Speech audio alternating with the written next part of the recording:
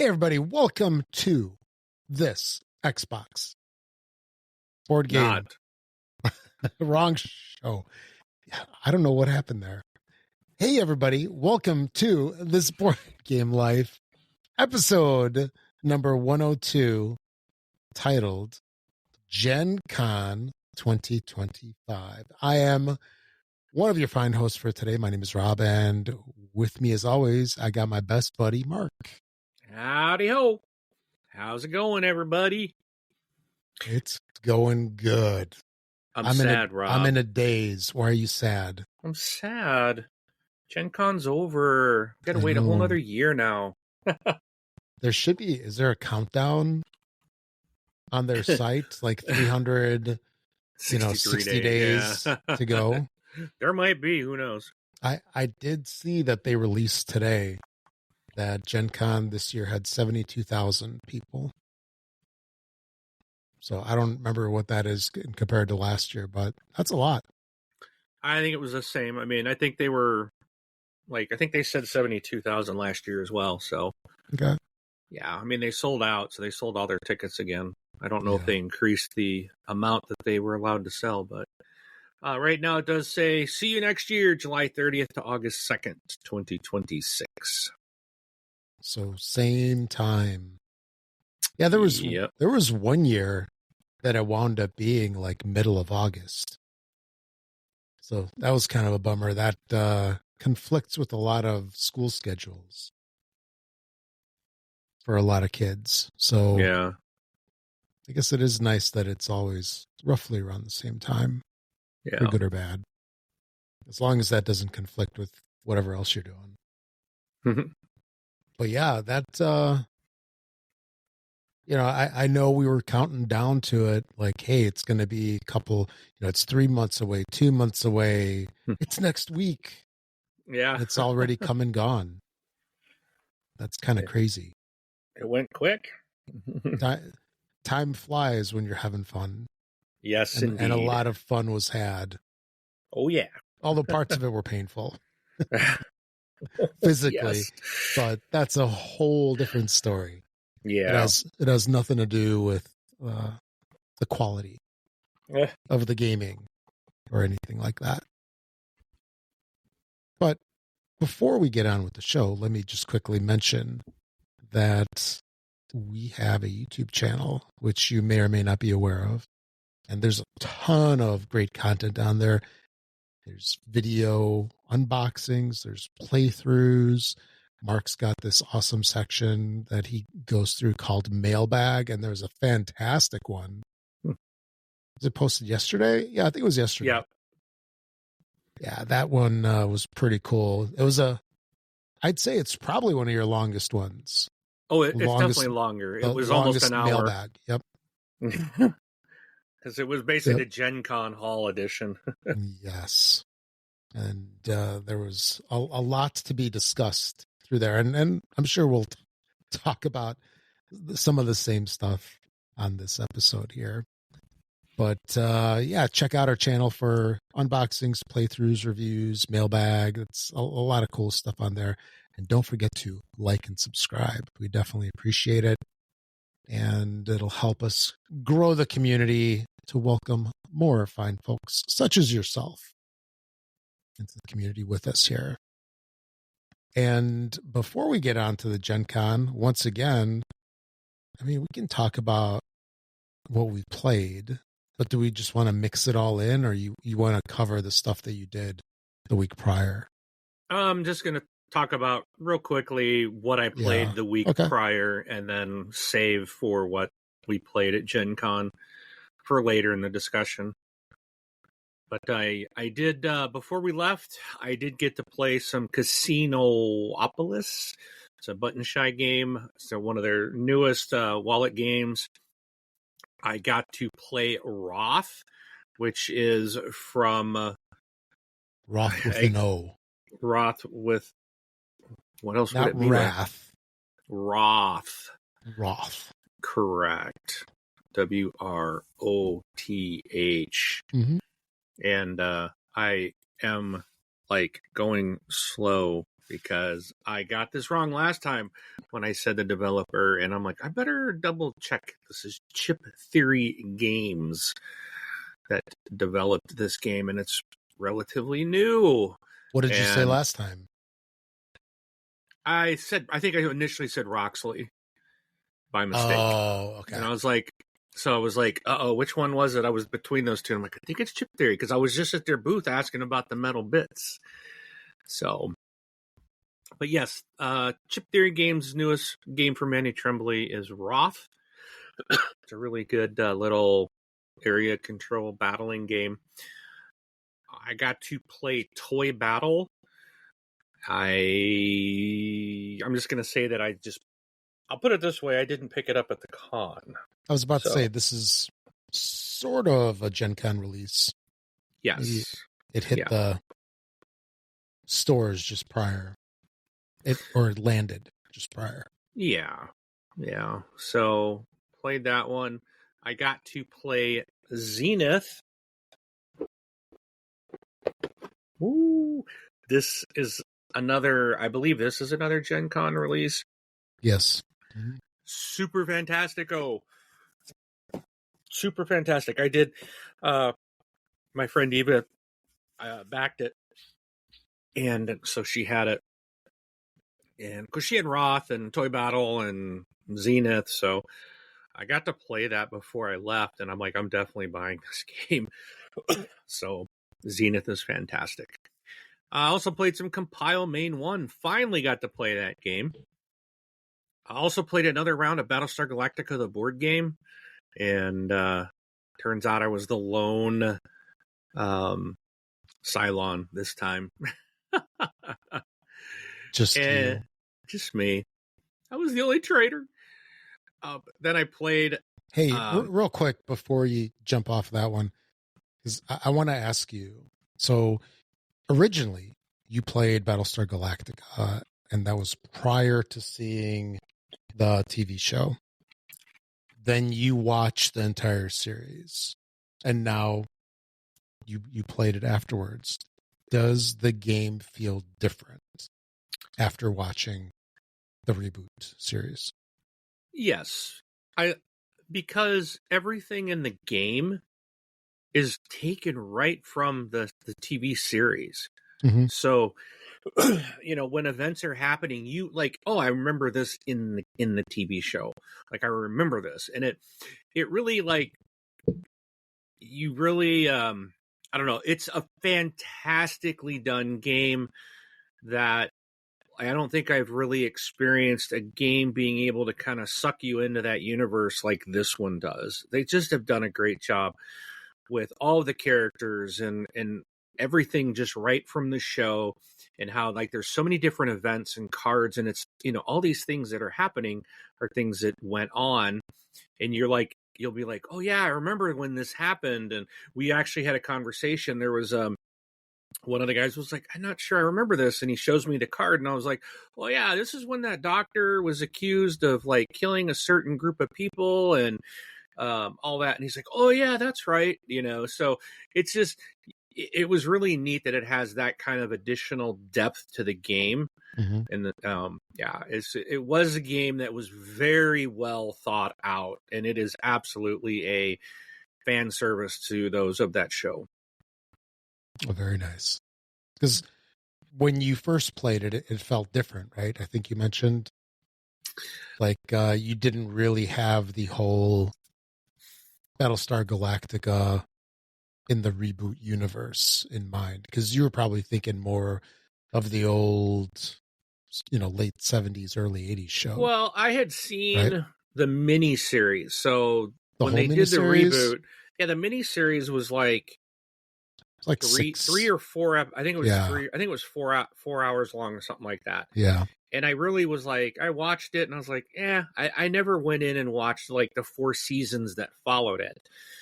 And that was like back in like 2000 something, early 2000s. So that was a long time ago. So there was some, I saw, okay, I remember these characters.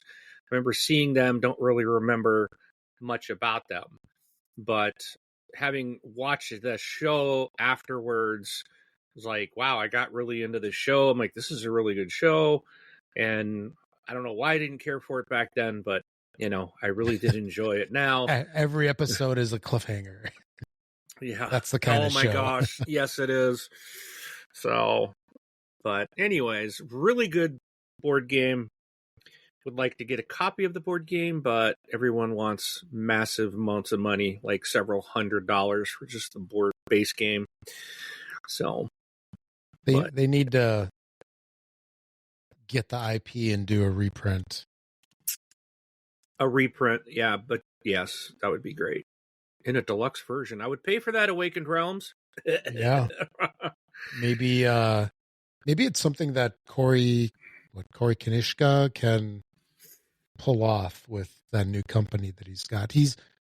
Corey used to be one of the main designers over at FFG when Battlestar came out, and then he left after maybe like right around the whole time that Asmodee bought FFG, and then everything changed. And now he's in that company, I think, that did Mandalorian, and that's Scoundrels game or something like that. 3,000 Scoundrels. Okay. I don't know. Anyway, maybe he can pull it off with his new company. That'd be cool. Because there's a ton of expansions for that game. I'd really be curious to see what you would think about the expansions as well. Oh, we play with the expansions. Oh, you do? Okay. Mm-hmm. Yep, the guy that has the game in my group has everything to it. Mm-hmm. So, all right. So, also a couple more things I played. The Last Lighthouse, which is another button shy game. This, I believe, is a Scott Alms solo player. And I also played Conservas, another solo game. So, got those off the shelf of opportunity into the played list. So, oh, by the way, real quick, I just looked it up and I found that there's a game called Unfathomable that came out in 2021. Right. That's supposed to be a re-implementation of Battlestar. Yeah, but it's like a Cthulhu, I think, type of, or it's or underwater monsters. It's not Battlestar Galactica. Yeah, but it's not. Yeah, I really like Battlestar Galactica. I mean, the game plays great, but I really love the theme of it, and just I want this. I don't want some other themed version of that. I get it. Gameplay. So I totally understand. So, but no, that's cool to share that. That's in case anyone's interested. They can get that for a lot cheaper than they can get Battlestar Galactica. So. Yes. So, all right, that's all I played. Okay. For now. For now. All right.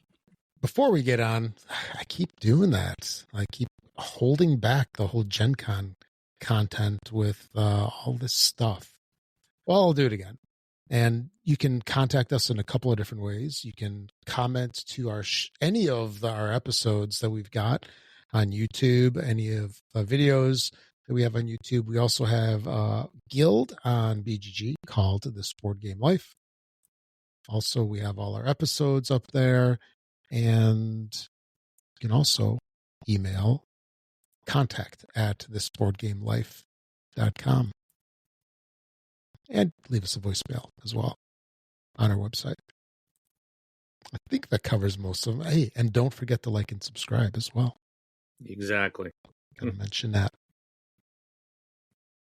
So, I think it's that time. You ready to talk GenCon? I'm ready to talk GenCon. Excellent. Me too. So, I am just so you know, I've got a pile of games on this side. Pile on this side. I got a pile of stuff up here on the table. It's crazy. Oh, I get it. The GenCon stuff overfloweth. Yes. It's a good problem to have. In gaming goodness.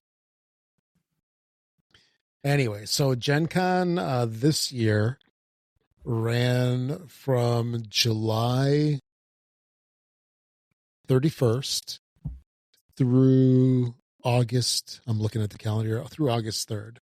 So what do they call it? Like the biggest 4 days of gaming in the year or something like that? Best 4 days of gaming? Yeah, there you go. Actually, I need to make an amendment to that. The best days of gaming are when I'm gaming with my good buddy Mark. How about that?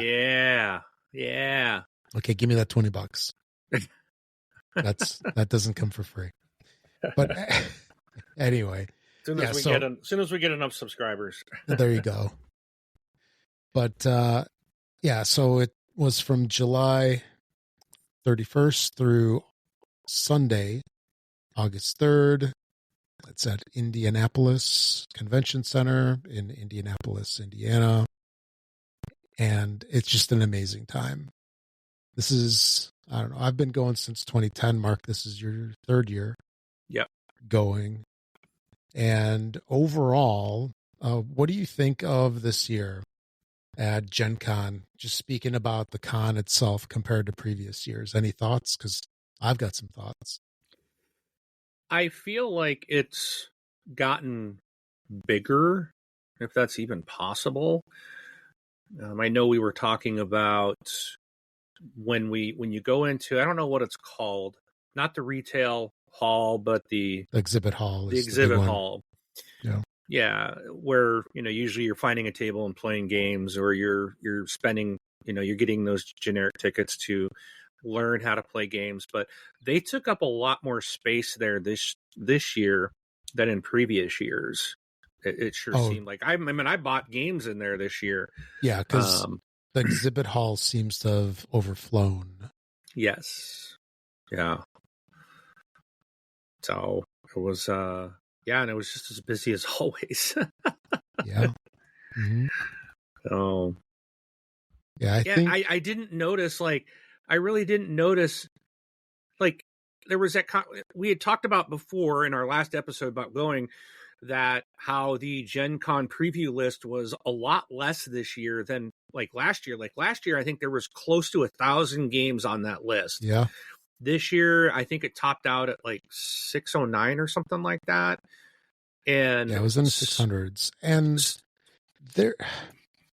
there's a lot of stuff in there that doesn't necessarily mean a game title, right? It can be one of multiple expansions or add-ons. So there was a lot of stuff in there that isn't necessarily a unique game. I really wonder how much of it is unique titles. Maybe 400-ish, close to 500. I don't know, but yeah. I was wondering if that was going to translate to, there were obviously some vendors that weren't there. Companies have closed since last year. There's been a lot of change in the industry. So I'm like, I wonder how this will impact it. You couldn't tell the difference. I mean, if there was people that left, there was people to take their booth space. There was no lack of, there was no extra space in that retail hall. And like we said, it spilled into the exhibit hall as well. And so that's something that I think I noticed overall. Another thing that I found, that I'd always heard about the BGG hot games room, but I had no idea where it was. Well, that's the first thing I saw. And it was only because we were cutting through a building to get over to the convention center. And I'd never been in that building before. The PNC Center. Yeah, and I'm like, oh, there's the BGG hot room. Look at that. So that was, it's interesting. You go, my first time, it's I went, you're like, wow, this convention center, there's so much here. And then you find out, well, there's also stuff on the second floor. And then there's in all the rooms in there. And then it's yeah, okay. And then I went across the street to the Lucas Oil Field. That's what I saw the first time. And then the second year, I still think that's it. I don't think I went anywhere else other than there. And then this year, we cut through that one building and saw that, wow, look, there's Gen Con stuff in here. And then we also found out about the, which I know it's been there before, but we'd never gone, or it wasn't something on our list. And now I want to I would, that would probably be my first place to attend next year would be the auction and consignment used games in the Marriott. Yeah, and I never been in there. Yeah, the Marriott, aka the place with the really nice bathrooms. Yeah. So it was neat to this year finally kind of expand and see other things that I have not seen at previous Gen Cons, just because there's so much happening. It's impossible. I think even if you went all 4 days, you just can't see it all. It's all over downtown. It's crazy how much there is. It definitely is. Yeah, it spills into all those hotels, surrounding businesses. I want to say that press release that they had today, it said that the event generated like millions to the local economy in 4 days. Oh, yeah. I mean, well, that's probably just the hotel fees. As costly as the hotels are, but no, I mean, all those restaurants down there, just the amount of massive, you brought, what'd you say, 72,000 people. That's a lot of people over 4 days that normally aren't there. That's a lot of people that need to be fed, a lot of people that want to buy stuff, a lot of people that need places to sleep. Yeah, it's pretty crazy. Well, you remember, just at what we left on, was it Saturday night when we left? We went by that White Castle that was like 2 blocks away. My gosh, how long were we in line in that drive-through? Yeah, it's Friday night. Yeah, but that's normal for that's normal for White Castle in the middle. No, of the but night. I mean, it's so downtown, right? It's downtown, and it's not like if it wasn't for Gen Con, I guarantee there wouldn't have been that many people at that event at that White Castle at that point. Yeah, maybe. So it's just like, although there are the bars and stuff down there. Yeah, but they weren't closed yet. Hey, what if you get the hunger and you're like, I want me some sliders to wash down all this beer or whatever I was drinking. Well, now that I know it was just like a block, it was like a block away. It's like, oh man, Rob's been holding out. He didn't ever tell me about the White Castle. Oh, you never knew? I didn't know. So, well, now you know. Now I know. So next year when you're like, oh, let's go to the mall for lunch, I'm like, nope, White Castle, buddy. There won't be a mall. It's going to be gone. Oh, yeah. That's funny. Like we were talking about that. I was like, is the food court even going to be there this year? Yeah. I think we've talked about this probably in previous shows, but the mall is one of my more favorite places to go during lunch, at least. Usually not super crowded, at least like the convention center or by the food trucks. Although the food trucks are a lot different now than they were before. But it was always cool to go over there. They used to have a Chick-fil-A. You could have, your Taco Bell, or your A&W, your pizza places. And the pizza's gone. The Chick-fil-A is gone. Various sandwiches. Vegetarian place is gone. The Chick-fil-A has been gone at least for 3 years. Oh, Chick-fil-A is so good. Because, it was gone. It was supposed to come back. And we saw, last year or earlier this year that mall's going to be redone. So who knows? That whole thing might be gone because it looks like a huge chunk of it is closed. And it was always like primo parking too. Yeah. So we'll have to see what's going to happen, next year with the mall. But yeah, that's a whole big bummer. We know they're going to tear it down, build more hotels for Gen Con. I will say, I think my favorite part of the overall experience was that this was the first year it was not so freaking hot and humid. It was hot and humid when I arrived in Chicago Tuesday. Was it? For me, it was. I'm coming from the Pacific Northwest, buddy. Like, it is gorgeous here all year round, right? I stepped off that airplane at O'Hare, and I was like, as soon as I stepped out, I was like, oh, it was just like massive amount of like stepping into a sauna. I was like, very humid. Very humid. So, and then I know when we left Wednesday, we're driving down to Indy, it was just raining and crappy almost all the way there. And it was warm when we got there, and it was humid when we got there. But every day it was cooler, and it was like the humidity kind of like disappeared the rest of the time. And it was really nice there. And that was the first year. And I've been down there at this time where the weather was very nice. Usually it's very hot and humid. There was that one day it was almost chilly, at least for me. Yeah. When we went to lunch, and I was like, wow, it was like nicer outside than in the convention where they got the AC running. So. Oh yeah. And I do want to make mention that this year felt a little different at the convention center. And let me see if I can try to explain that. Please do. Normally, in most years, there's, let's say, I'll call it like the hotness that everybody is just going crazy over. Like your first year was Lorcana. Remember those lines? Oh yeah, that Lorcana came out. So what was it? It was Ravensburger. Or was it Cosmos? Yep. Oh, Ravensburger. Yeah. So Ravensburger had their booth, and then they had the line that stretched along the wall. Then it went out into the hallway, and then down the hallway. And I want to say it even snaked in the hallway, and there was tons of people. There was tons of people over there. Yes. There's lines usually like by Paizo, Pathfinder, and then also the different booths that have like the insane releases where everybody's kind of just going nuts for, chomping at the bit to get the games. I really didn't notice that this year.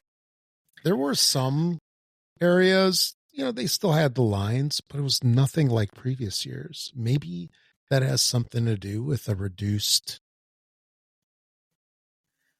amount of games. Maybe. I don't know. But I really don't remember there being these huge, massive lines.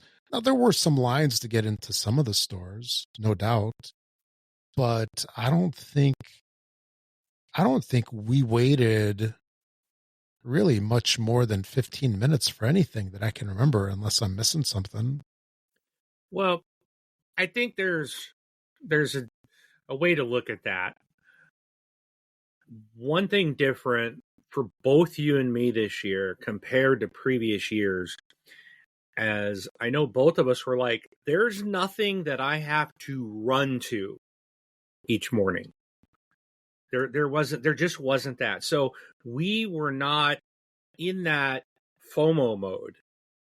I was trying to pick up some things for a friend of mine, but it was like we didn't get in the running of the nerds on day one or day two. We didn't do that, and we weren't racing or trying to get in to stand in those lines to get the 5 copies that they had each day. So I think that's probably why it didn't seem like that this year, because I do know, I was shocked that Compile Main 2, the line to get that, I was like, really? When we got over there, I was like, that massive line was, I couldn't believe it. I'm like, these people can't be waiting for this card game. And I know Lightning Train was another one I was trying to pick up. And I went over there first, and the line was there. But as I was walking in the line, getting to the end of the line, a guy come out and was like, we're already sold out. I'm like, okay. I'm like, and so that first day, instead of us trying to get the hotness, there was just some things that we were like, if we can get these, we'll pick them up. So I think you and I were much more relaxed. And then on day 2, it was like I know myself, I did so much shopping on day 1. I bought more, I think, on day 1 than I'd ever had before. Because I was overloaded. And you had the crazy shopping eyes. More. And I was in so much pain the end of that day. My neck, my back, everything was killing me. My hands, my arms. But the next day, I remember telling you, it was like, it was so nice because there was no agenda. And I was like, I thought I was done buying. I wasn't. But Psych. we were just walking. It's like, okay, now we're going to start at the end. And we were just walking down and looking at the booths, just taking our time.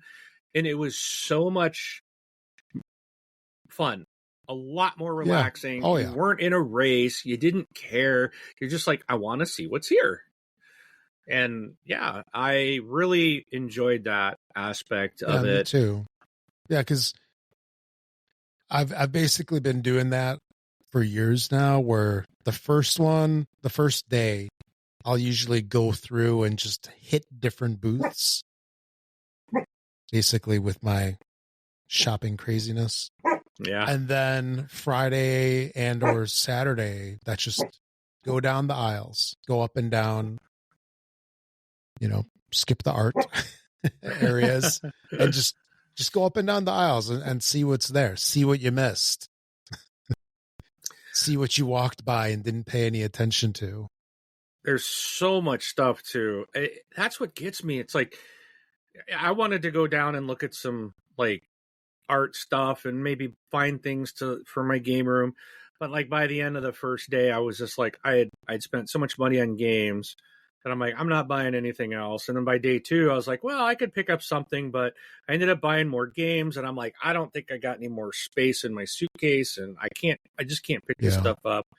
But I wanted to go down I remember last year, there's an underground tunnel from the convention center to Lucas Oil.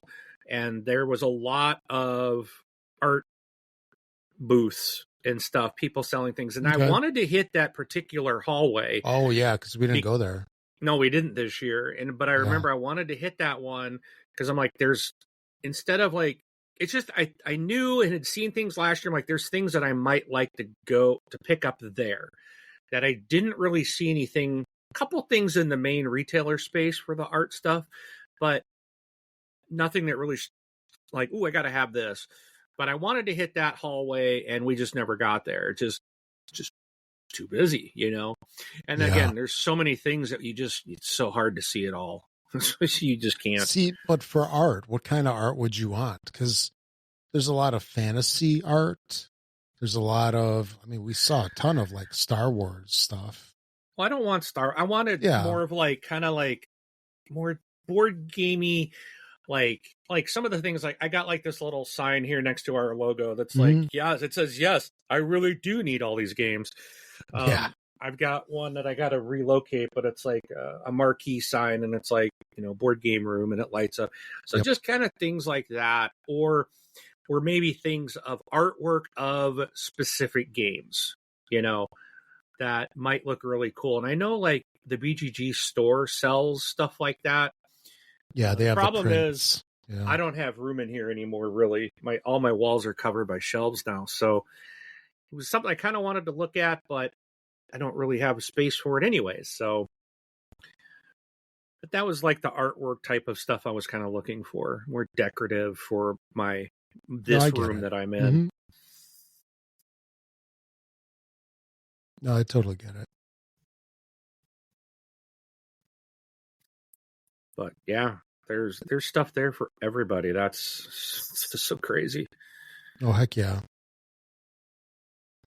And I think that they've been getting a lot better with traffic flow. Granted, the upper aisles, I'll say like, 2,800 on up, maybe even a little bit less, 2,500 on up to, where'd it go? Like 3,300, 3,000? 3,000, I think, was the final. Yeah. I'm convinced that those aisles over there are narrower. They're pulling the Spirit Airlines trick over there, the Frontier Airlines trick on that far side. And it seems like everybody's like really tight in there. I'm curious to know if they used up all the space, because in previous years, they haven't used up all the space. There's like partitions that kind of wall it off. So there might have been more. I doubt it, though. But, everything does filter over into halls. Was it A through E? Yeah, you know, how they're numbered or how they're lettered A, B, C, D, E. Yeah, like when I went to IB Studios, I went to their booth in the retail hall and I was looking for an expansion, and they're like, "Oh, you'll have to go over to room whatever 321 or something to they have it over there at that store." So there it's like there was more than one store. No. It's like we don't have enough room here. Yeah, no kidding. So we got to be over there. Yeah. But for the most part, I think they're doing an okay job with traffic flow. Some of it is still going to be kind of crummy. And this year we did not participate in the Stampede. Did not.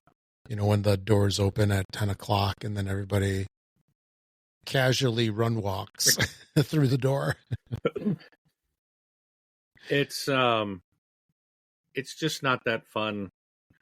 For me, it's just, I was so much happier to avoid that this year. I don't enjoy that being just, because then you're standing there for like an hour before the doors open and so you're hot. just it's so hot. You're getting slammed with bags. People are pushing through. It's like, there's nowhere to go. Stop pushing through, you know? And just so many people are so inconsiderate. And then you get the person walking by and they go, "Excuse me, what's everybody waiting for?" You know, there's always like the one person asks like, "What's this line for? Is this the line that I want to be in?" Yeah. That's in the hall when you're waiting for some store. Yeah. Or some game company or something like that. They're like, "What's this for?" But yeah, let's see what else. The food truck area was pretty much on par with the past couple of years, past 2-3 years. Did that seem any bigger? I know the main area right outside the doors from the hallway from the convention center, that area was a little bit different. Because that's like where they had all the drinks and stuff. And then they had the food trucks running up and down that one access road or whatever you want to call it. Yeah, I thought it was the same as last year. It didn't seem like there was any more truck. There might have been, I think that there might have been more trucks, but not a whole lot. Yeah. I think it seems like last year there was the one side of the road was filled, the other side was mostly filled. And this year, to me, it felt like the other side was full. Yeah. Like both sides were completely full of food trucks. So I think that there was an increase, but they're good. I love all the options. I mean, you can get all kinds of food, and man, it smells so good out there when you go out to that area. It does. So the only problem is all the lines. Yeah. But that's normal. Yep. And there's also some options inside the stadium too. Not a whole lot, but a tiny bit by the doors. Yeah. Although I still prefer to eat elsewhere. That's just me. Not saying the stuff is bad or anything like that. Or let's just say you are, right? maybe I am. Or what would you prefer, PF Chang's or food truck? Oh, PF Chang's every day of the week. I'm right there with you. With that, we are the same. But anyway, I think that's like the main stuff about the con. That's the pros and the cons of the con. How about that? You like what I did with that? The only con I have is that I think they should have a special Rob and Mark day. There you go. Well, that's every day. That no one else can go, just us. So we have full access to everything. Is that asking too much? What you're saying is we need to be VIGs. Yes. That's what we should do next year. Become VIGs. Sounds good. Make it happen, Rob. I did try to get that one year. That did not happen. It's on some kind of lottery or something. Yeah, but I wasn't there. Now you've got me. So okay, then we'll makes have, the whole have to try. difference.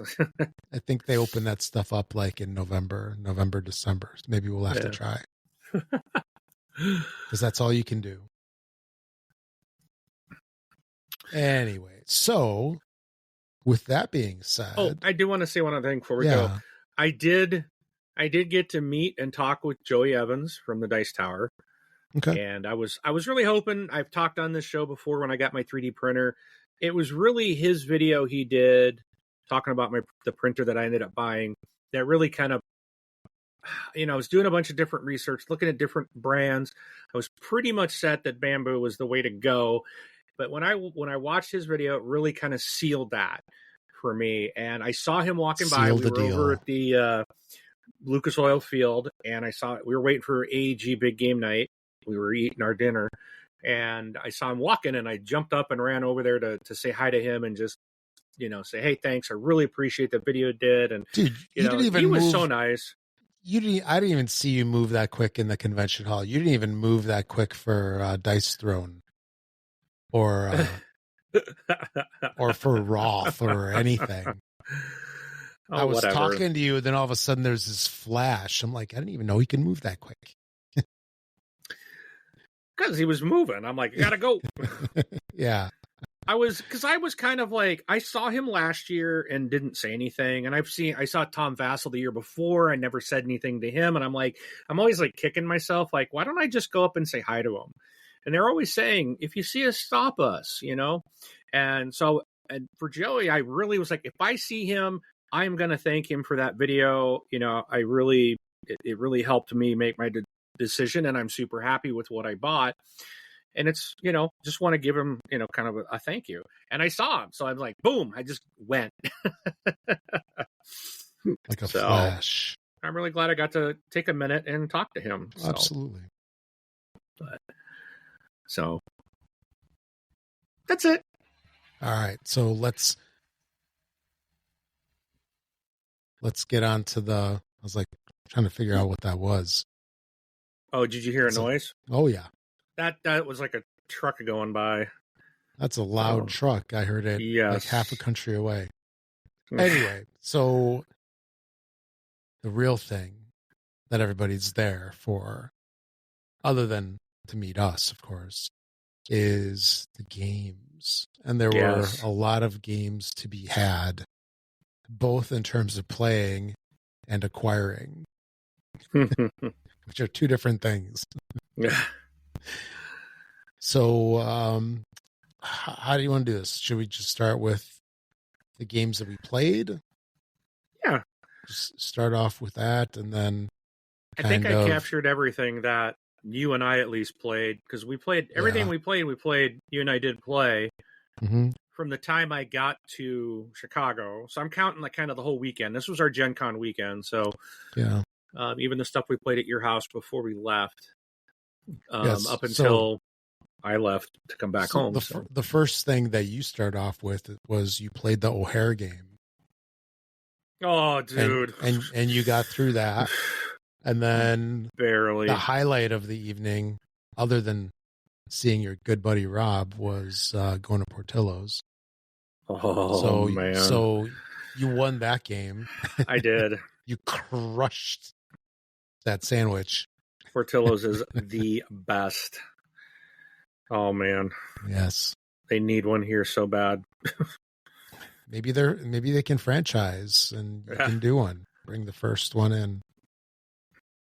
But, we got over to my house, and then the first thing, of course, is let's play a game.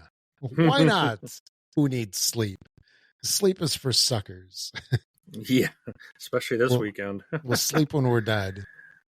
But we busted out a long time game. This is one of the, I'd say probably first dozen games that I had acquired, or it's in the first dozen games.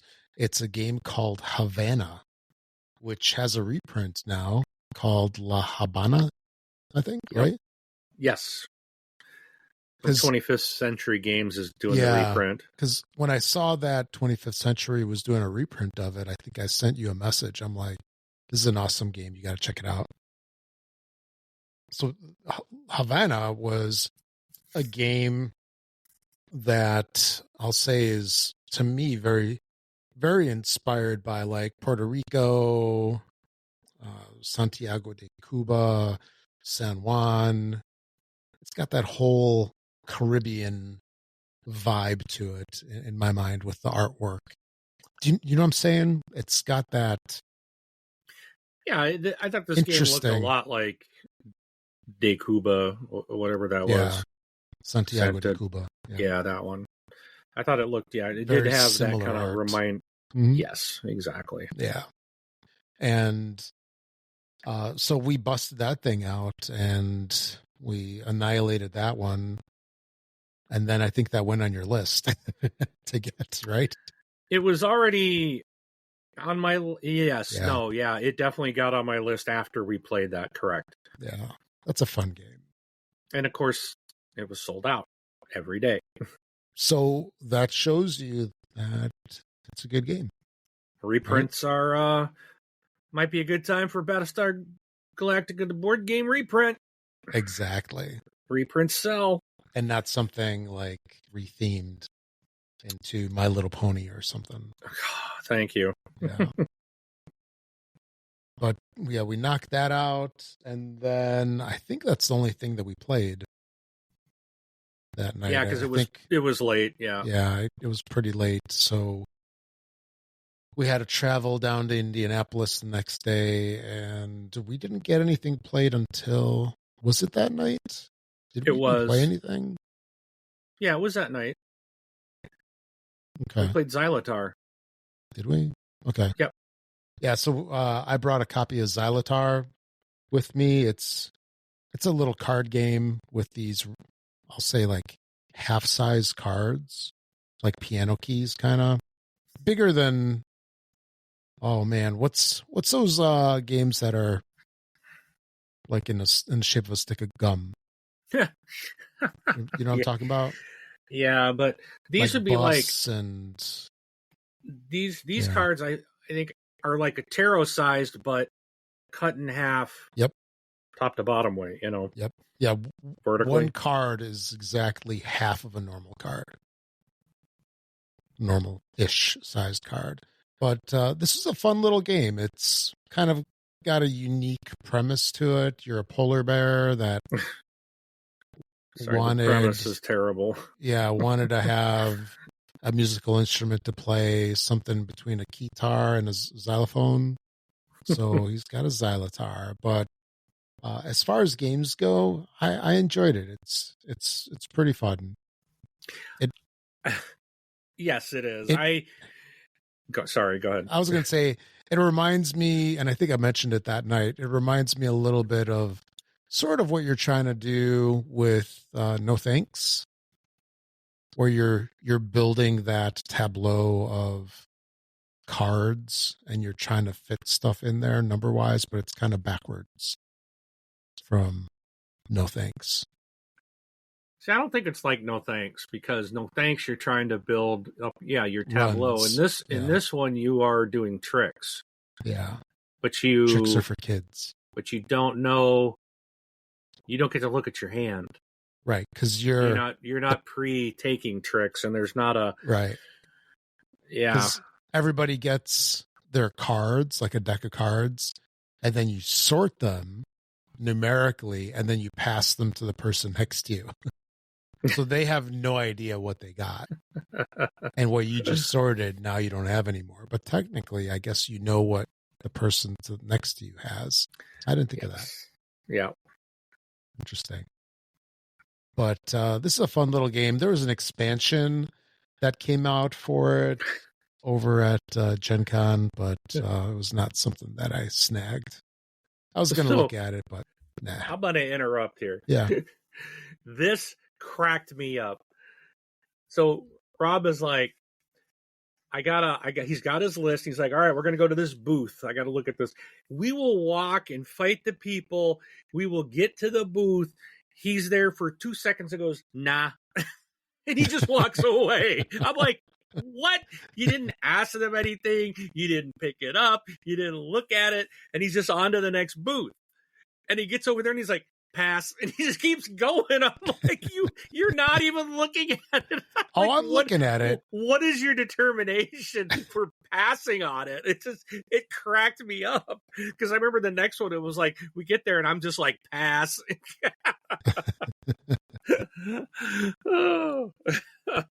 And I didn't tell you this, but I was actually going to pass on a game that we're going to talk about in a little while called The Four Doors. Yeah.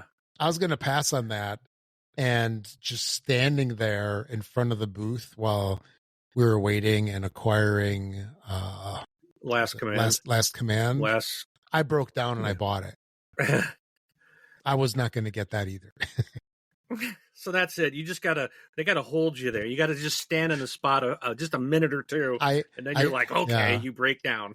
I do have a little bit of willpower, but it's got a half-life on it, and it deteriorates. And as long as I go past, and then as long as I get out of the area, like, what is that military term where you get out of the hot zone? I don't know, whatever it is. That's kind of what I'm doing. Is it DMZ? That's a demilitarized zone. Oh, no. Or the LZ. LZ. Yeah, I'm getting out of it. You know, I don't want to take... LZ. That's it. It's a hot LZ for you. As long as I get out of there, I dodged that one. And my wallet's like, thank you. Oh, but you're not allowing your money to come out and play. Yeah, there you go. You're denying them the joy that they get from buying something. So I will say this, that I think I'm expert level at shopping for board games. Pass, nah. And, ooh. And I'm a little more discriminatory now. So a lot of it has to do with, I'll look at it and see how appealing it is, and table presence. That's like a big thing. So I'll like quickly look at it. And if it goes on my list based off of what I saw on the BGG list, or maybe a couple images on there, a lot of those, they don't have videos yet online because the games are so new. It's like in my head, I'm like, well, this seems kind of interesting. And then when I see it, I'm like, yes, no.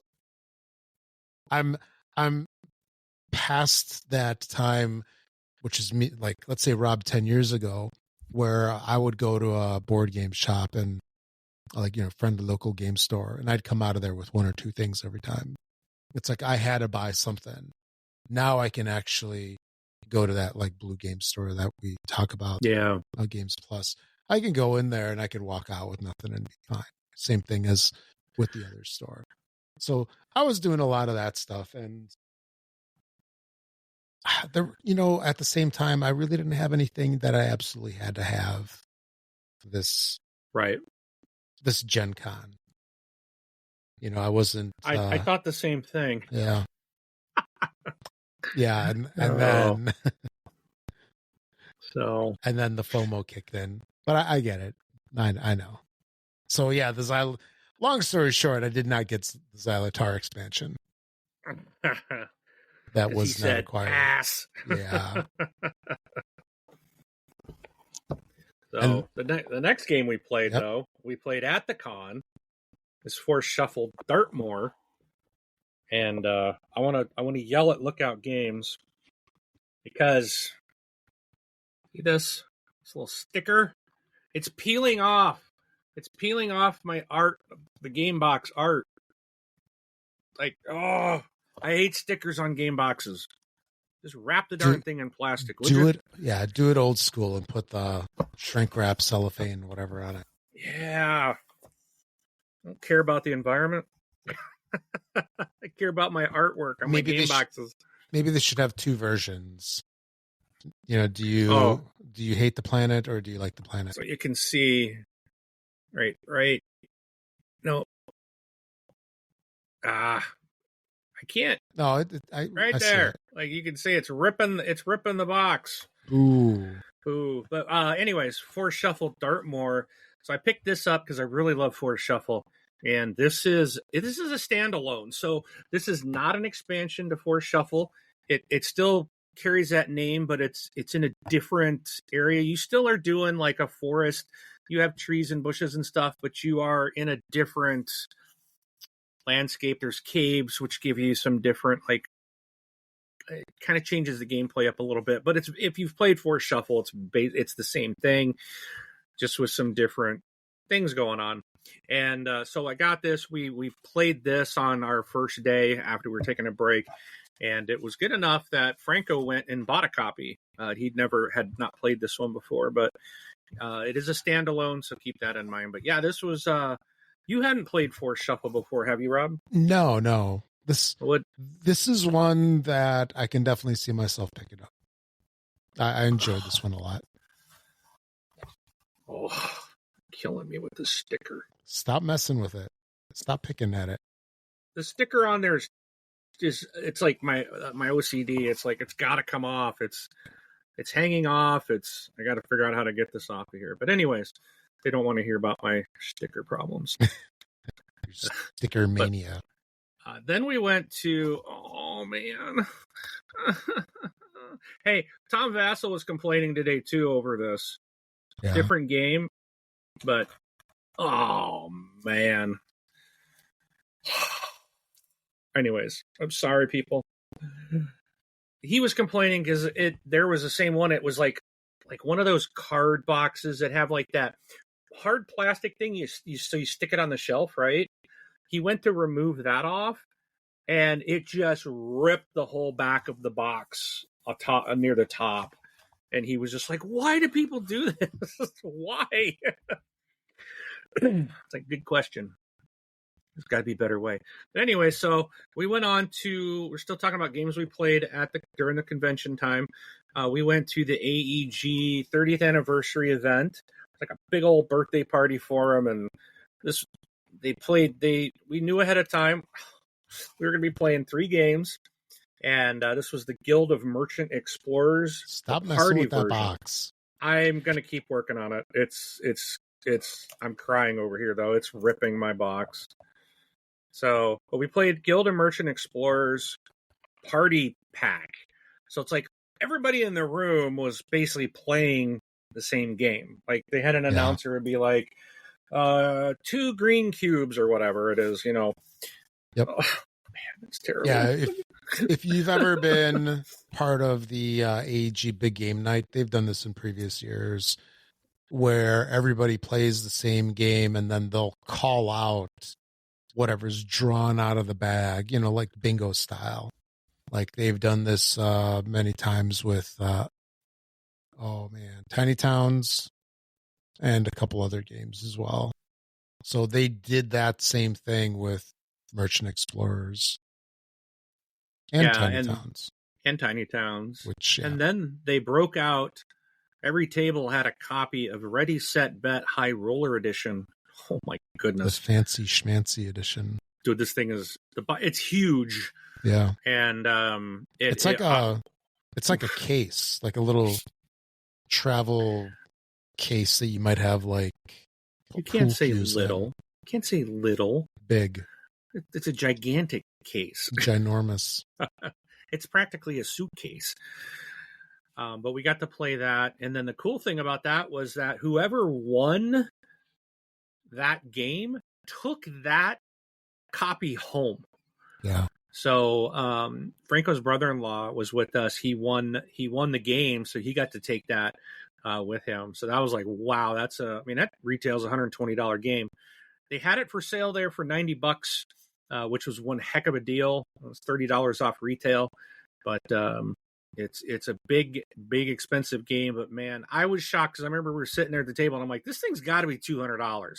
Just looking at the quality of the multiple neoprene mats, all of the like poker chips and everything was just high quality, and I couldn't believe that it retails for $120. It's like, wow.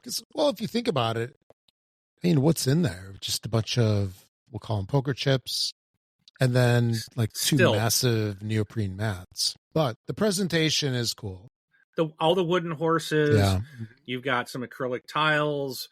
There's all the cards. Yeah, it was just, I really was surprised that I felt that was a lower price than I expected it to be. Yeah. So, but it turned out that was a really fun game.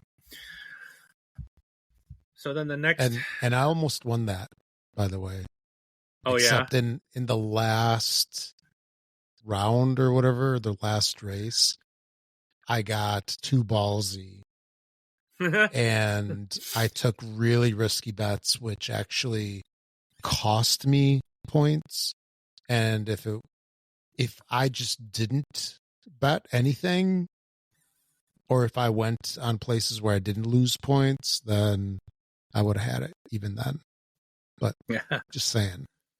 It's tough. I mean, I don't bet on horses. Yeah. So it wasn't like, for me, it's not that interesting of a game. Yeah. It's not my thing either. I ended up ordering a copy of this thing because it was one of those, it's like, it's so gorgeous.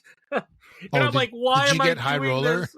I did. I ordered it. It's on its way. I ordered it direct from AG, and I'm like, oh my goodness, why? Nice. Why am I doing this? Because it's not even. But it was a fun game. But it's you know just what? Like, where am I going to put this? It's ginormous, but it's so beautiful. I'm like, I'm gonna pull it out to play this because it's such a gorgeous. Like, it's a game I want to show off. And you know what? Because I was thinking about this. So they had one game approximately for every 8 to 9 people. Or no, I think it's for every 8 people that were there. Right. I bet they sold a ton of copies of this afterwards. Because there's a lot of people that, did not win that night. I bet you they went and they bought it the next day.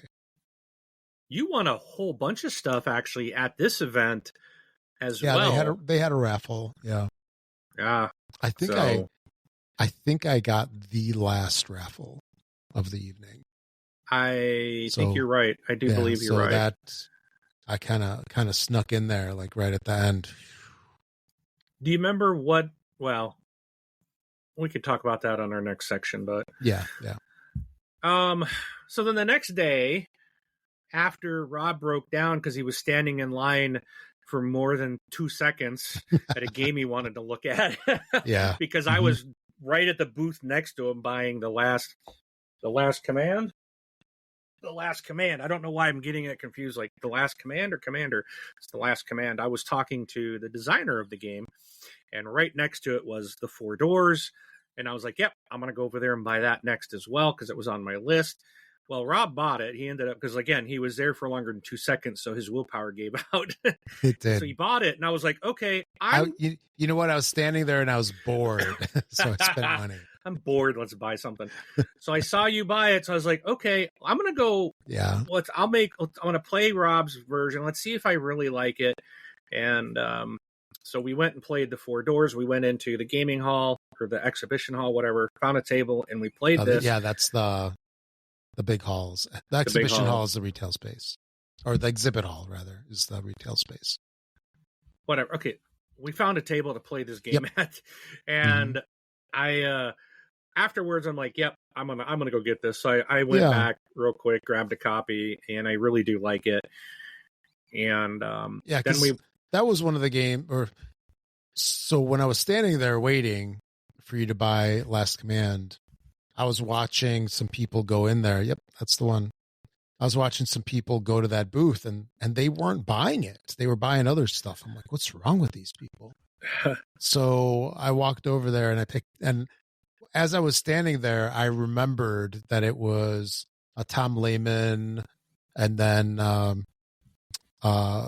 Riddle, Ben Pinchback, isn't it? Matt Leacock. Matt Leacock. Yes. Matt Riddle. Leacock. Matt Riddle. And Ben Pinchback. Yeah. That it was those 3 guys.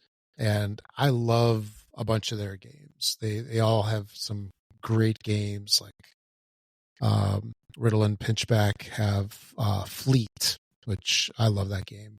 It's a little fishing game. Yeah. And so once I remembered that, I'm like, you know what? I'm going to get it because it's a little card game and it's not that much. It's not like Luthier. No, it was not on my list. I think this thing was what? It's like $30. $30? Like 20, $30. No more than 30. Yeah. Easily. Yeah. Which is fine. Which is absolutely fine. And it has that feel of Forbidden Island a little bit, kind of, sort of, doing the, like trying to get off the island, in this case, trying to, do the business with the doors. The doors before the shadow closes them. Yeah. And and one of the best things of that in comparison to Forbidden Island is that it doesn't come in a tin. Yes. And it's got some nice cards. Yeah. So, yeah, it's decent. It's good quality. Yeah.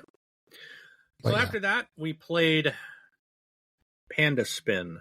Oh, yeah. And Rob, you did it. Yes. You did it. Your mission was, so I'm gonna step back, take a moment.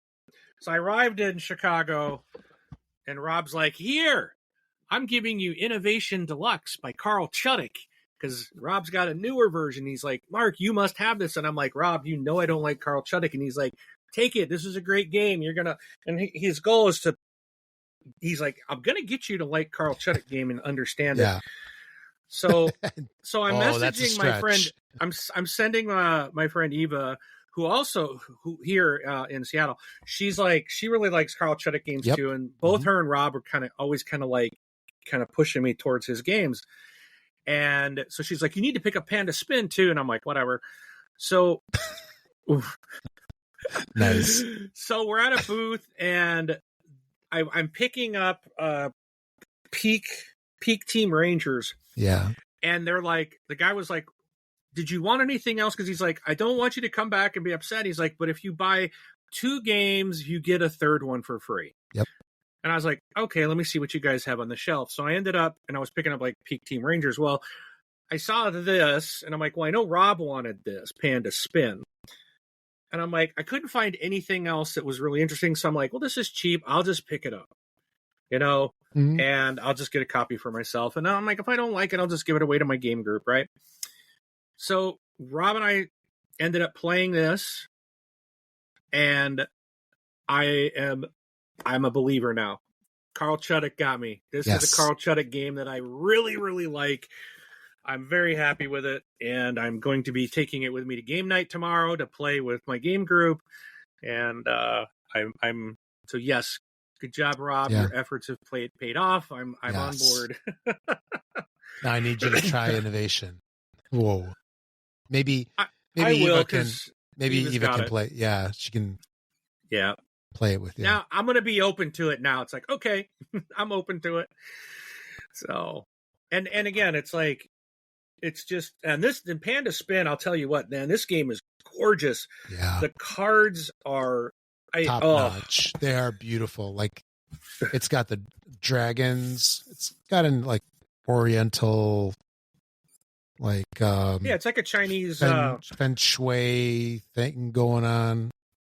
And the art on there is amazing. They've got that embossed look to them. There's some foil and it just looks great. So, and the wooden counters look nice. They look like bamboo, kind of. Yep. All right. So then we went to AEG Big Game Night. We lucked out. Some tickets went available. This is now on Friday. This is on Friday night. And they had... So the first game we played was Knitting Circle, which is a Calico game. And I'm just like, I did not like Calico. I tried it out, but now again, this was kind of early in my board gaming adventure here, and I did not like it. I ended up getting rid of the game after playing it once. And so I was like, oh man, I got to sit through another one of these games. Knitting Circle was a lot of fun. It was good, yeah. And I was actually disappointed that we did not get this in our package of games. They replaced it with Cascadia Jr. I'm like, are you kidding me? Like, oh. But Knitting Circle was actually really fun. I had a lot of fun playing this game. I was surprised by this one.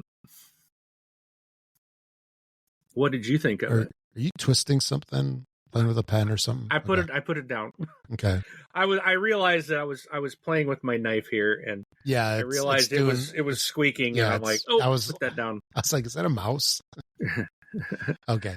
But stop picking on me. Yeah, I totally lost my train of thought. Knitting with Circle. Squeak, Rob. I tell you. Squeak. Knitting Circle. Some Ren and Stimpy reference there. But Knitting... So I don't know what to make of Knitting Circle. I never played Calico. I know it's just, knitting, whatever, cats. I'm not judging or anything like that, but I didn't really have any big expectations for the game. But I did like Knitting Circle. It was decent. It's all about knitting, and then there's patterns, and you got socks, hats. Was it sweaters, long johns, scarves. Scarves, and they did a nice job with it. I definitely give it a thumbs up. I don't know if I'm in a hurry to pick it up, but I would not have any issues playing it again. It's not something I'll buy, but I did enjoy it, and I would play it again. Yes, I feel the same. Exactly. Way. Yeah. Mm-hmm. All right. Then came Point Galaxy, which was one I was super excited. So again, AEG gets me again. So we got Tiny Towns given to us the night before. Mm-hmm. They gave us Tiny Towns. And it's like, how many times, Rob, has AEG given you Tiny Towns? We also got that Smash Up thing, right? The Penguins. Yeah. That was in there. And there was something else in there. And the party pack for Merchant Explorers. Those were the three things I think that were in there, along with the coupon, the gotcha coupon. Yeah, but so we got Tiny Town. So then here on this night, they're giving us Point Galaxy and Propolis, and I'm like, I already have Point Galaxy and Propolis. I crowdfunded them. They're supposedly on the way. You don't have it. I don't have it yet because again, we're gonna sell these things at GenCon and put them on retail shelves before crowdfunding people get them. Look at it this way: you got the game before the Kickstarter backers did. That's like awesome. Along with 70-some thousand other people and people in retail. I really despise that. Yeah. But anyways, got to play Point Galaxy. I really liked the game a lot. That's and a good one. I love Point Salad. I'm not a fan of Point City. I didn't know how I'd feel about Point Galaxy. I really like this. I think this is going to be my favorite of the three, to be honest. And I'm really happy to have it. We did not play Propolis because we ran out of time, and we did not run out of time. We were exhausted. No, because the guy said they only had 20 minutes left. There were some people in our group, including you. They're like, I'm tired. You wanted to quit. No, the guy even said they weren't going to finish the game. At that time, I'm getting ready to go to the club. Oh, you're big wuss. You lie. No. Anyways, so we didn't play that one, but we did get a copy of it. And then the next day, we Franco Saturday, we did not go back to the convention.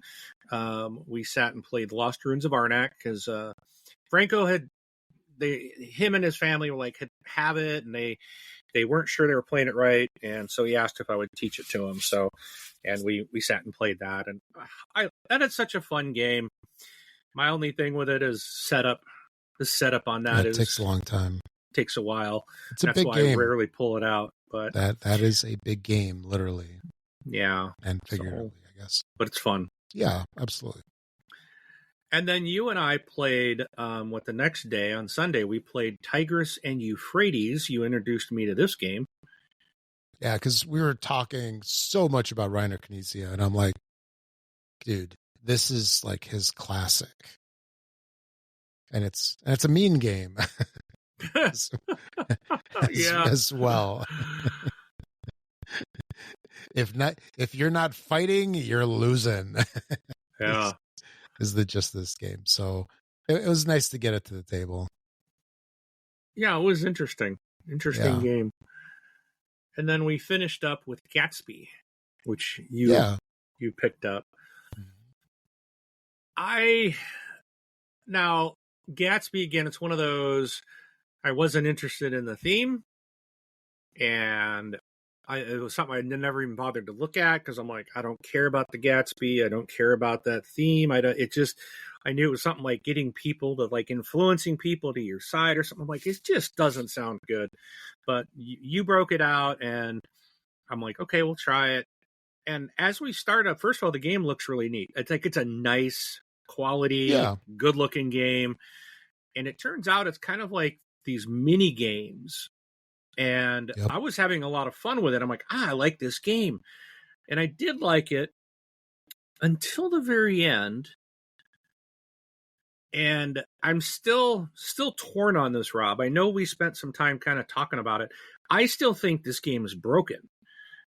And at least that's the way it feels to me. So I don't know. If someone else in my group gets it, then maybe I'll play it again. I would definitely play it again. It's a short game. But I don't see how you can meet the win conditions.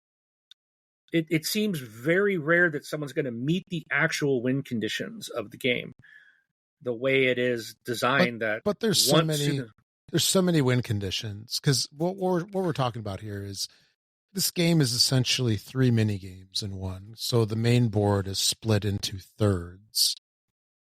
On the left side, there's this modular, I'll call it a modular board, where it's sort of like playing Othello, that game with the black and white discs, where you turn the discs around and you take over certain areas. So it's sort of like that, where you place your little discs down there, and then you have the ability to swap discs, and you're supposed to connect opposite sides of the board.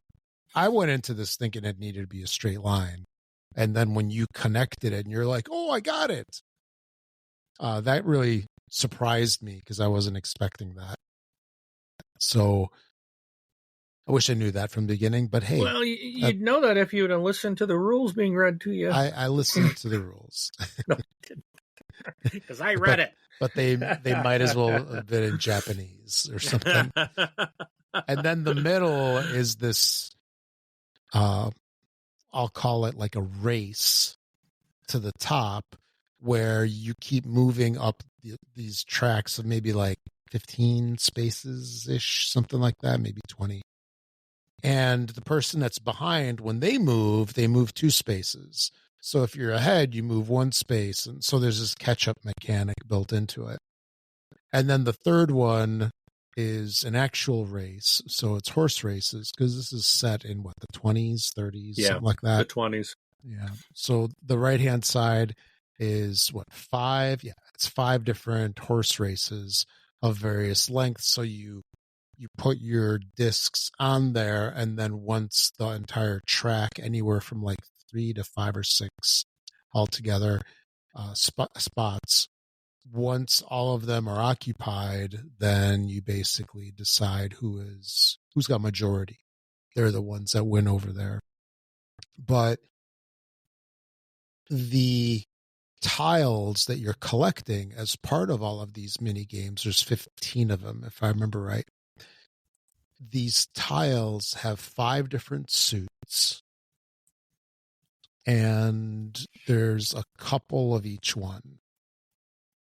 Right? There's like three of the tiles have 2, something like that. Like 2 of them have 3 cards. Yeah, 3 tiles. And the rest only have like 2. Yeah. So the win conditions that Mark's talking about are that you get a complete set of the 5 suits. So you get a minimum of 5 different tiles, or you collect 3 tiles of one suit, and that has to be the suit that, or one of the suits that have 3, because not all do. And there's only 2 of them out of the 5 that have 3 tiles. So you either have to accomplish that, or what is it? You get to the top of the middle section, which is the race, not the racetrack. No. So, or no. The win conditions are you all get tiles. 3 tiles of the same suit, or one of all 5 suits / colors. Okay, that's the win condition to the game.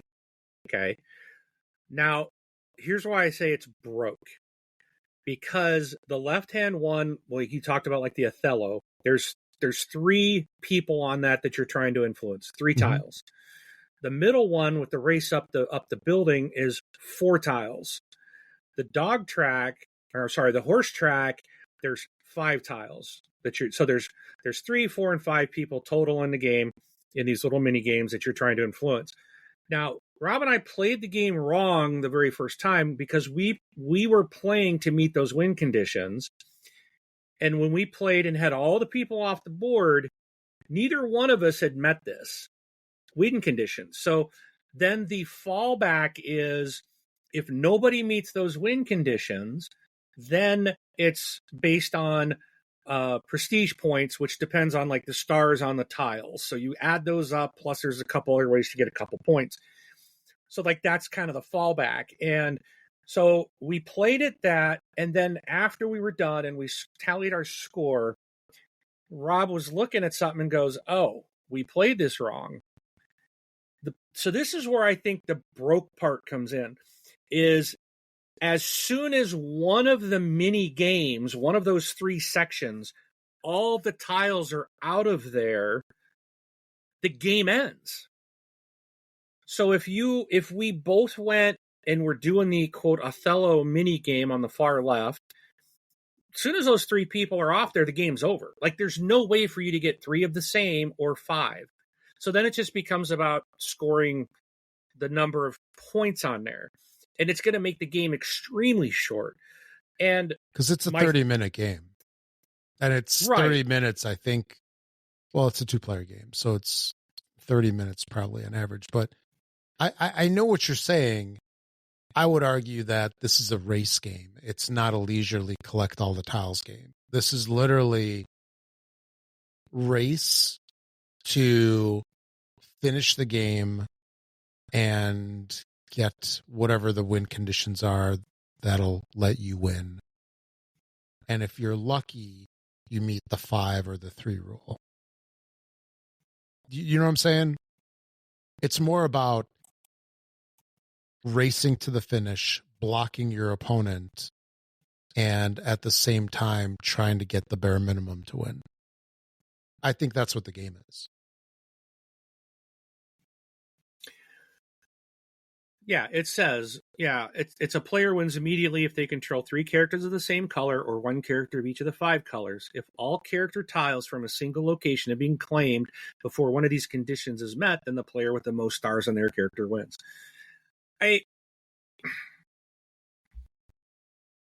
So yes, it's a race. But I feel like it's a race, and at the same time, you don't necessarily want the game to finish, and that's part of the strategy, right?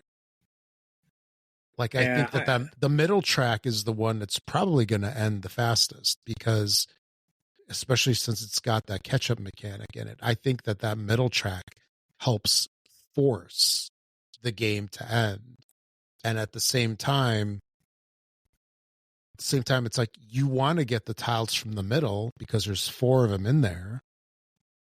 But at the same time, you don't want that to advance too much.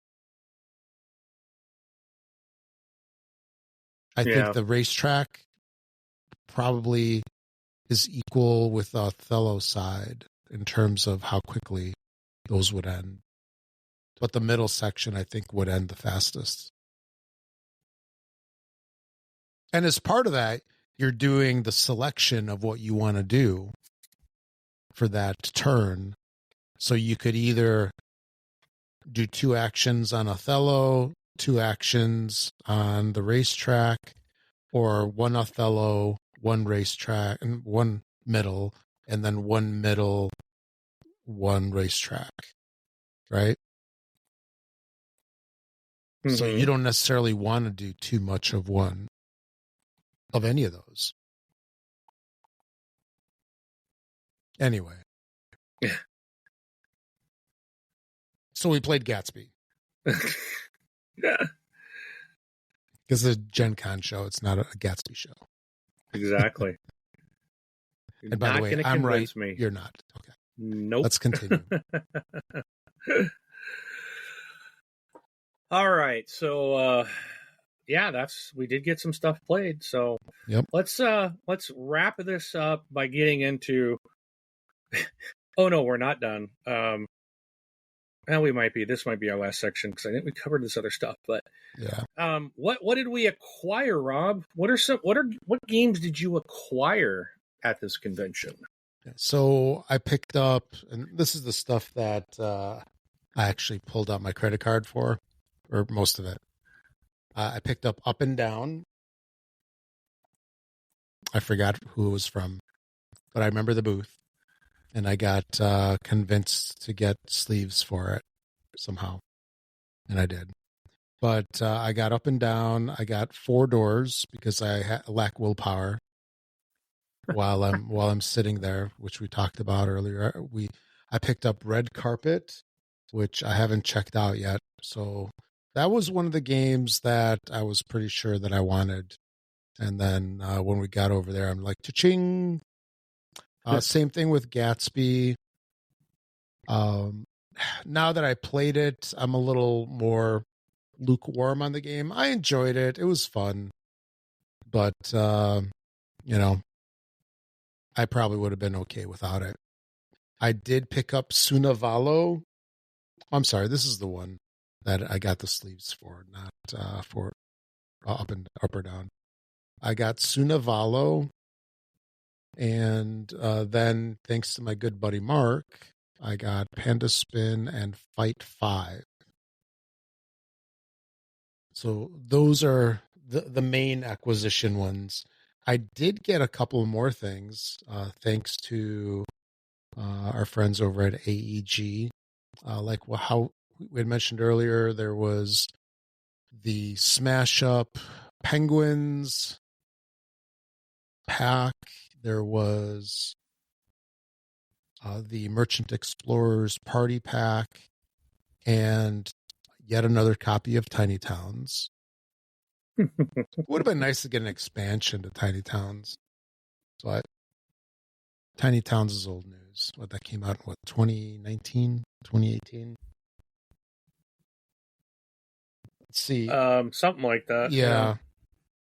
And then I'm going to have to swivel my mic around to look at the stack over here. And as Mark had mentioned, we got Point Galaxy, which I'm glad to have gotten that one. I did back it just like Mark, so I've got another copy coming along with Propolis, however you want to say it. Undergrove is a game that I've been passing on for, ever since it came out. I'm glad to finally have it. I usually enjoy most AEG games, so I'm cool with that. I did get a copy as part of the raffle. I got a copy of Compile, which I'm glad to have gotten that one because that was one that I was kind of thinking about getting.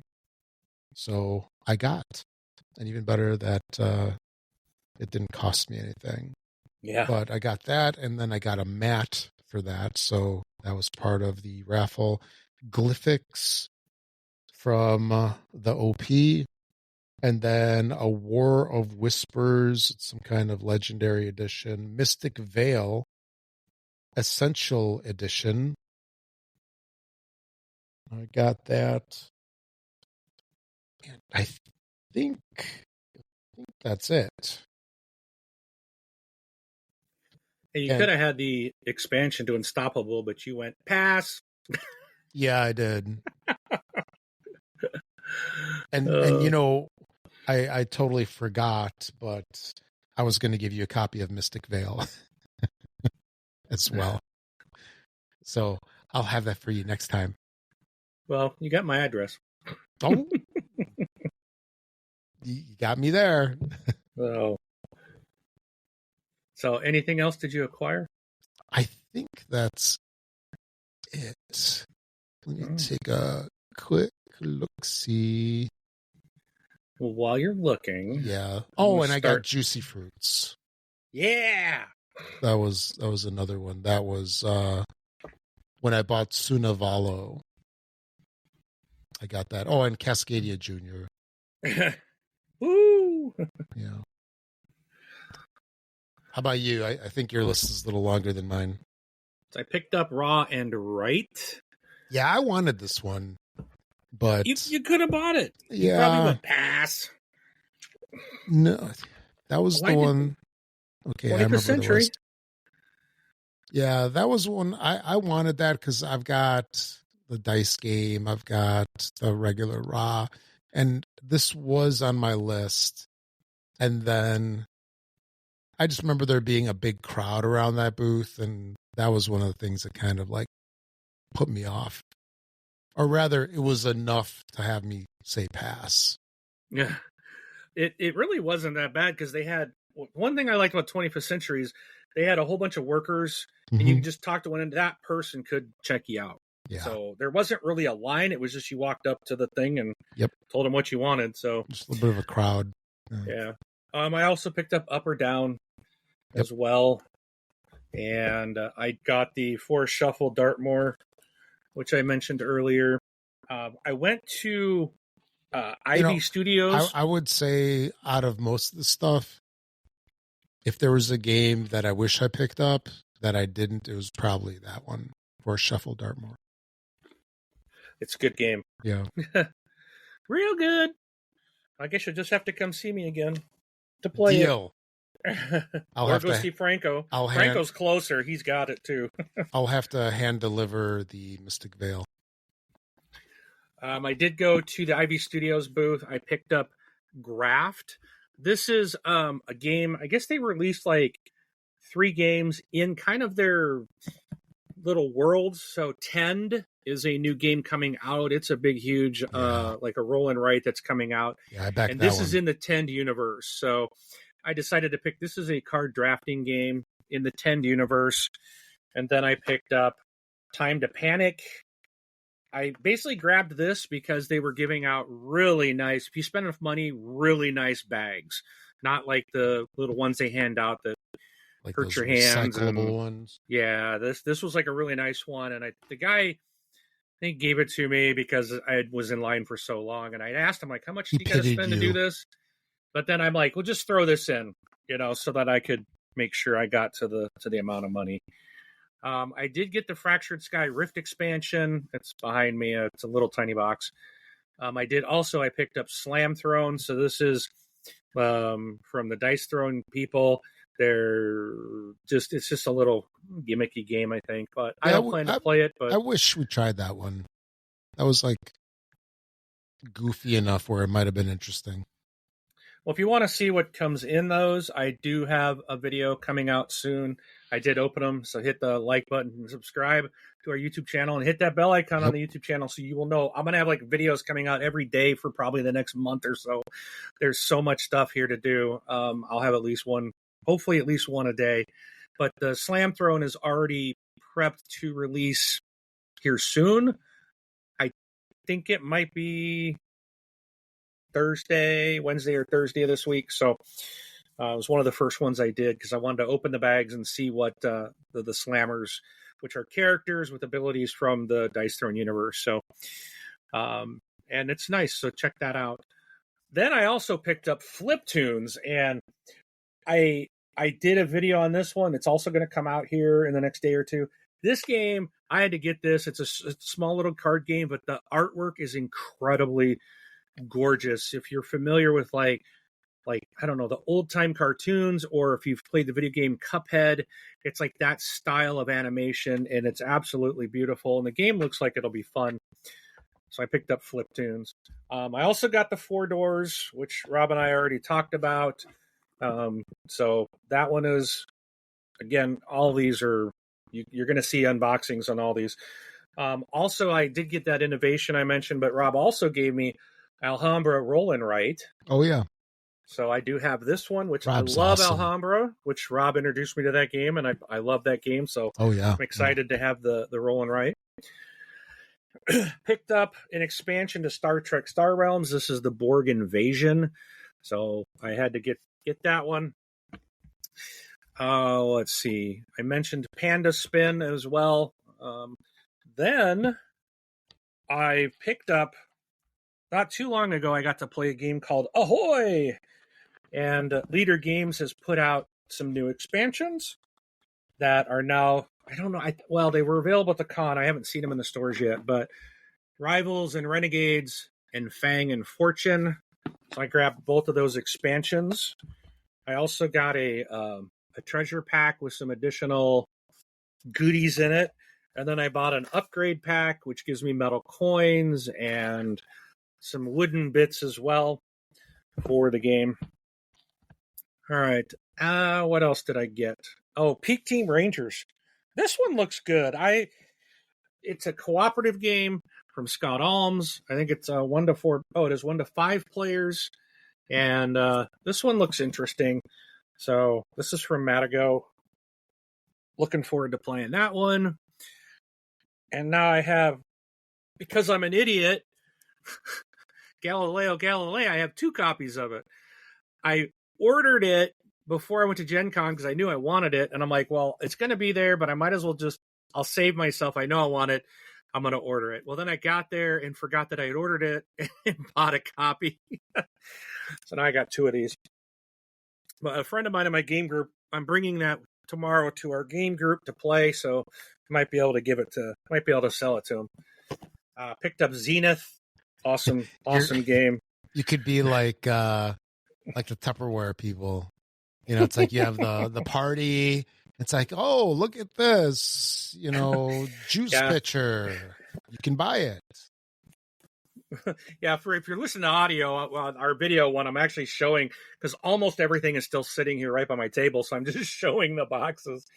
So I'm like, ooh, here I've got Undergrove from AEG and Elizabeth Hargrave and Mark you're like the ladies on Price is Right. Price is Right. All right. Next, I also did pick up. All right, I think I'm done with that. That might be getting old. Tolkien. The Tribes and Prophecies expansion for Tolkien, the Mayan calendar. And what else did you get over there? I'll get to that. It's not on my list yet. Stuff's falling over. I did get the Lost Ruins of Arnak Adventure chest, which is not here yet. I had to send that back via UPS. So there's several games I don't have yet that are still on their way. I bought too much to fit in the suitcases, but I'm looking forward to this Lost Ruins chest of holding everything together in the new expansions that come in it. So also got a copy of Juicy Fruits. I don't remember what I bought, but I bought something, and they gave me that for free. Yeah. And I got Silos. Wasn't it Up and Down or Up or Down? That's a pretty small game. No, that wasn't Up or Down. That was a separate. Because if you spent $20, you got Juicy Fruits. Really? Yeah. I don't remember where it was. It was I want to say it was a coupon out of that coupon book. Yeah, maybe. Yeah. And I picked up The Last Command, which this is one of, I got a video unboxing of this. It's going to release any day now. And this is I'm really excited to play this game. It reminds me of Star Realms, but like expanded. Like you have like a ship deck and a personnel deck. Like you're building up multiple decks in this deck builder, and it's like a dual game, kind of like Star Realms. And it just looks, you've got different things to control in your ship, and it looks really cool. It looks like a lot of fun, so I'm excited for that. Point Galaxy and Propolis, Cascadia Jr., we mentioned these earlier, the Guild of Merchant Explorers Party Pack, another copy of Tiny Towns, and then Ready Set Bet High Roller Edition, again, which is on its way, it's shipping, and also, again, like Rob said, the Smash Up Penguins deck. So, and then, of course, a bunch of, I don't think I mentioned, I got this little guy for Robot Quest Arena, Dozer. He's a little robot, and I did get a Kickstarter, a backer promo pack that I picked up for that game. And I don't know if I mentioned it, but Fight 5, I did get Fight 5 as well. And then I got some promos for Lost Ruins of Arnak, Galilei. Oh, and I got more actually just remembered, they're in my badge holder. I got some more promos that I stuck in there to keep safe, and I got to go find it. I got to go remember to pull them out. And I think that pretty much there might be something else in that box that's shipping that I forgot about, but I think that's good enough. That was a lot of stuff. So there was a lot of stuff to carry. That's what it was. Yes, it was. So we were pack mules, at least for a little while. Dude, if someone got a picture of us on Friday night or Thursday night at the end of the night, yep. We were so bogged down with stuff. It was crazy. I remember having like multiple bags in each hand, my backpack on my back full, and then that big giant AEG bag with stuff in it that I had slung over my neck and was hanging off the front, just trying to lumber back to the car. I was so exhausted that first day. No, we were pack mules. You know, I got to say that when you took that picture, you actually looked a lot less tired than you were the rest of the time. So you were very photogenic for that picture in comparison. Yeah, right. You were. No lie. And no, Rob and I know we talked about we were going to do some stuff. We didn't do anything there for the show at GenCon because, it's just so crazy. And it's like we go there with the intent we're going there with a different mindset than a lot of channels where it's like they're going there to do the videos and all these things and film. Like that's their goal. Ours is to shop, to wander around, to see all the stuff that we can, to have fun. And it's like, we'll try to get some stuff if we can, but it just didn't happen. And then I left and forgot my little tripod thing anyways. And it's just so, we did take some pictures, but I think I posted a couple of shorts, but that was about it. So this is our content, our pre and post podcast. That's our content. So this is our board game life. Yeah. So, but that's it. I think we're good. I think we've covered everything. Yeah. And then the only thing that we really had kind of in addition was, we talked about it a little bit, like we have the AEG, like the two events that we attended are the AEG 30th anniversary, which was cool, Yeah. AEG's been around forever, and they've been around for 30 years. I hope they're on for 30 more. They're one of my more favorite companies. Their games are good, and I love the big game night, whole event. And I wish more companies did that. Well, then it'd be harder to choose which one to go to. Maybe. I don't know. But it's something that they've been doing for years. Yeah. And I try to attend this every single year that I go there. And actually, I have attended it every year that I've gone. So I've gone to a couple 2-3. And then, so yeah, they had the anniversary, which was, I'll call it like a mini big game night. It is a long event, right? The whole thing is booked for 4 hours, but you can pretty much expect to be there for 3. And then big game night was on Friday night, and that was its normal goodness. But it's cool to go in there, play the games. You're taught the games. You usually play an entire game unless you're running late. Yeah. And then you get stuff, right? The tickets are like $30-$35 for these things, and you easily get double that in games. Yeah. So Yeah, I think that's about it, right? That's it for me. All right. So that was this GenCon life on This Board Game Life. And, we've been talking about GenCon for the past couple of months.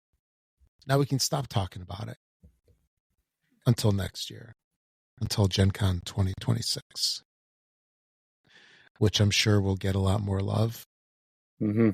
But yeah, that's it for episode 102. So with that being said, I'm Rob.